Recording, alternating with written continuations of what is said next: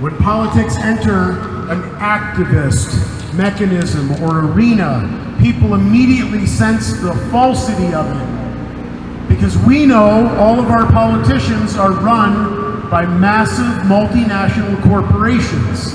The same people putting DAPL through. Because we, the human beings who live here, the water protectors at Standing Rock, are fighting the Keystone Pipeline.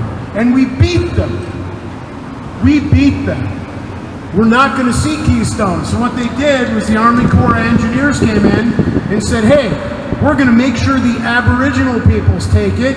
We are going to build a pipeline, a smaller subsidiary one, that serves the same purpose, right through their sacred burial grounds, right through where their water sources are. You know why? Why would they do such a thing? And the answer is because they stole a public resource and they're using it to enrich themselves. That's how our country has worked for hundreds of years. For the 1% or 2% at the very top who don't really care about everybody else. They can afford bottled water.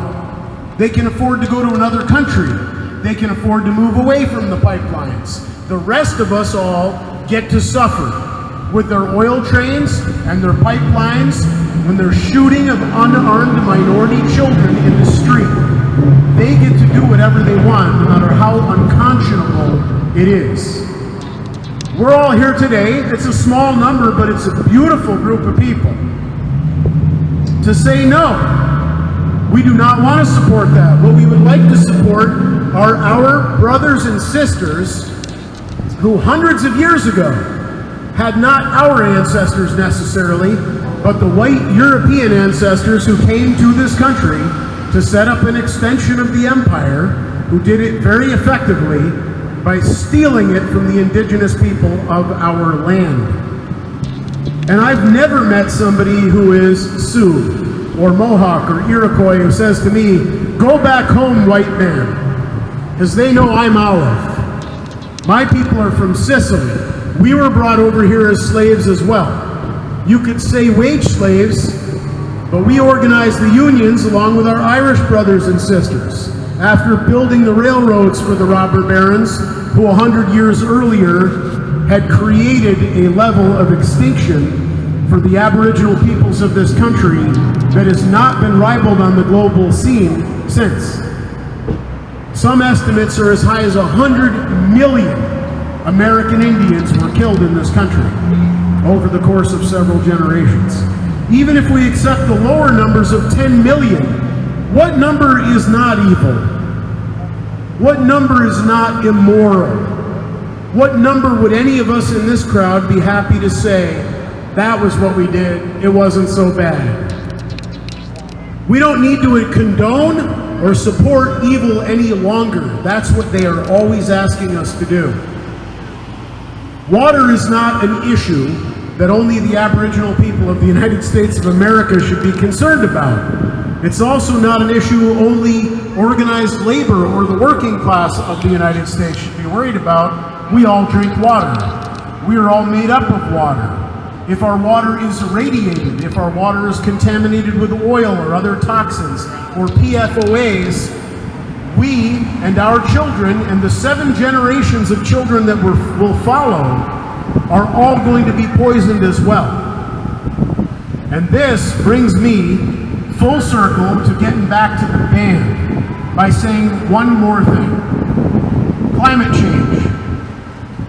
Nobody's talking about it except for this group of people here. Was anybody talking about it 10 years ago? Was anybody talking about it when it was acid rain in the 70s and 80s? Where are we at now? We're at 400 parts per million. We were at 350 parts per million as the tipping point. We're past it. Where is the revolution? Now I'm going to say to you that I have chosen to take a political path when it comes to revolution. I'm a working class human being who's running for Congress in our district.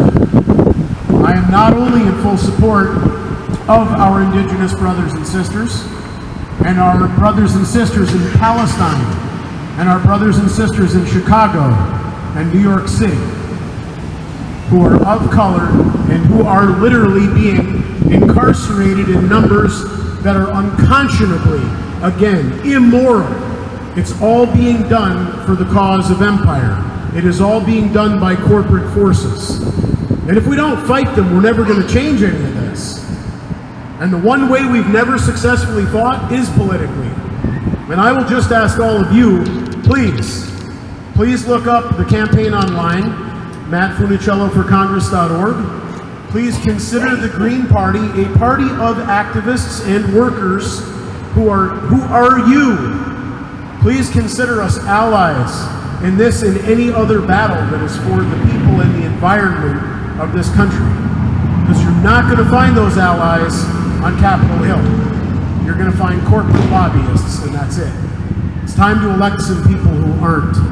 I am one of those people. If my 5 minutes with you doesn't convince you of that, give me an hour on the grass while the band's playing. I'd be happy to give you that time. Or 10 minutes. Thank you very much for being here today. Patricia, I cannot thank you enough for organizing. Sunbringer, if she is still here, I am in awe. That was amazing. The prayer was amazing. The blessing of the water was amazing. And thank you for the matriarchy. I grew up as the child of a single mother, and I can only say that if I am not an ardent feminist, or you don't know me to be one, then you don't know me. And I do think that that's one lesson we could certainly take from the people who actually founded this nation, that they're absolutely right about. As she said before she began the prayer, the men are here to hold the energy and to support the women, who are the ones who are closest to the water and to our Earth Mother. To that, I will only say again, I spent time calling up people on the Akwesasne Reserve to find out how to see the waterfall in Iroquois. And it is Yo-Ne-Ka-an. And it does not mean waterfall. It means the place where the water falls. That is the woman that I am the most in love with in the world. Could not be here today. And she represents all of the women that I love and that are beautiful in the world. I thank all of the beautiful women who are here today, along with all of the strong and powerful men who joined them to offer support. Thank you so much. It heartens me to know you exist in the world.